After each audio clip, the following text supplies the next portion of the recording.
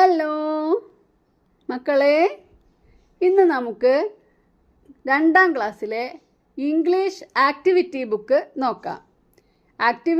Activity book നിങ്ങൾക്ക് കിട്ടിയോ?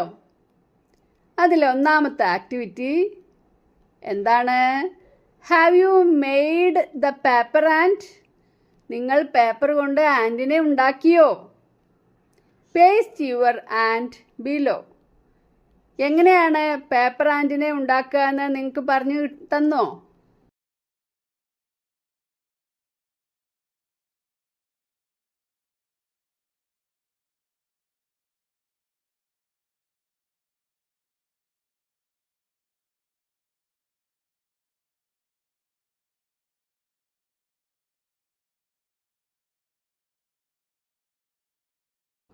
ഇതുപോലെ ഒരു പേപ്പർ ആൻറ്റിനെ ഉണ്ടാക്കുക. ഇനി അതിൻ്റെ അടിയിലായിട്ട് ദിസ് ഈസ്, അവിടെ എന്താ എഴുതേണ്ടത്? An and. An and. This is A and എന്നല്ല എഴുതുക. This is an and.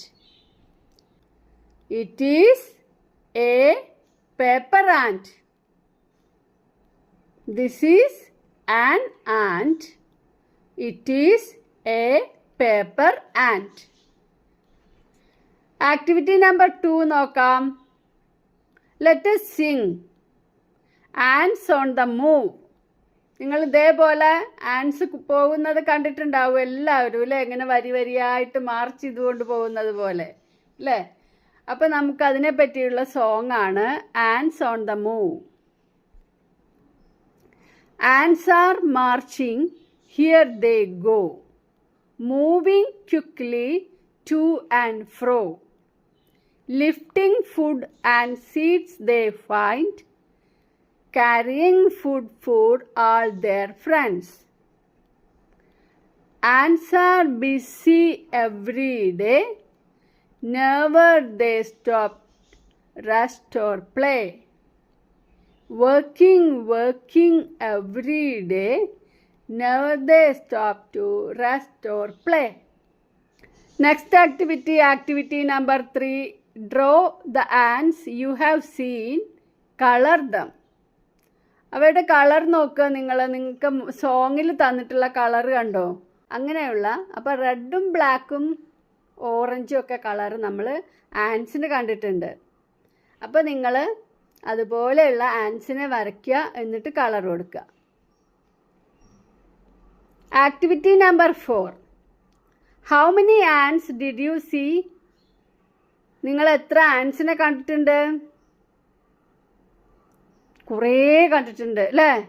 ആൻസിനെ നമ്മൾ കുറേ കണ്ടിട്ടില്ലേ? So many Ans.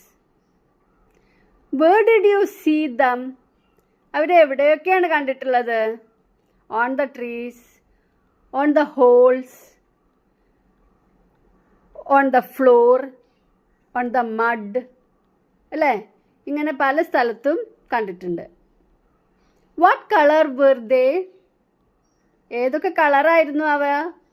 Light red, light orange, light black അല്ലേ? Were they big or small? അവ ചെറുതാണോ വലുതായിരുന്നോ ചെറുതായിരുന്നോ? ആൻസ് ആർ സ്മോൾ അല്ലേ? അപ്പോൾ small. What were they doing? അവരെന്താണ് ചെയ്യുന്നത്? They are working every time. നമ്മൾ വെറുതെ ഇരിക്കുന്ന ഉറുമ്പിനെ കാണാനേ കഴിയില്ല. They are working every time. എല്ലാ സമയത്തും അവർ വർക്ക് ചെയ്തുകൊണ്ടിരിക്കുകയാണ്. അപ്പോൾ ഈ കാര്യങ്ങൾ വെച്ചുകൊണ്ട് നമുക്കൊരു ഡിസ്ക്രിപ്ഷൻ ഇവിടെ എഴുതണം. Now describe the ants you have seen. അപ്പോൾ എങ്ങനെയൊക്കെയാണ് നമ്മൾ എഴുതുക? I saw so many ants. They are on the trees, on the mud, on the holes and on the food items. ഇനി എന്താ എഴുതുക? They are in red and black color. They are in red and black color. They are small. They are small. What were they doing? They were working every time. They were working every time. മനസ്സിലായോ description എങ്ങനെയാണെന്ന്?